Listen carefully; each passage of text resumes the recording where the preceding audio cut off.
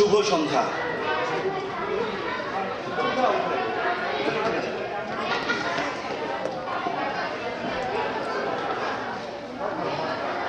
সবাইকে 21-এর শুভেচ্ছা। গভীর শ্রদ্ধা ভরে স্মরণ করছি সমস্ত ভাষার সৈনিক আর ভাষার শহীদদের। পড়ছি আবু জাফর ওবায়দুল্লাহর কবিতা আমি কিংবদন্তির কথা বলছি। আমি কিংবদন্তির কথা বলছি, আমি আমার পূর্বপুরুষের কথা বলছি। তার গলতলে পরিমাটির সৌরভ ছিল, তার পিঠে রক্ত জবার মতো ক্ষত ছিল। তিনি অতিক্রান্ত পাহাড়ের কথা বলতেন, অরণ্য এবং সাপদের কথা বলতেন, পতিত জমি আবাদের কথা বলতেন। তিনি কবি এবং কবিতার কথা বলতেন। জিহ্বায় উচ্চারিত প্রতিটি সত্য শব্দ কবিতা, কলুষিত জমির প্রতিটি শস্য দানা কবিতা।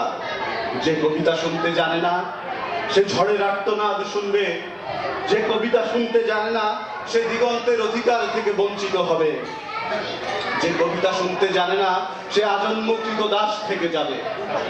আমি উচ্চারিত সত্যের মতো স্বপ্নের কথা বলছি, উনুনের আগুনে আলোকিত একটি উজ্জ্বল জানালার কথা বলছি। আমি আমার মায়ের কথা বলছি। তিনি বলতেন, প্রবাহমান নদী যে সাঁতার জানে না তাকেও ভাসিয়ে রাখে।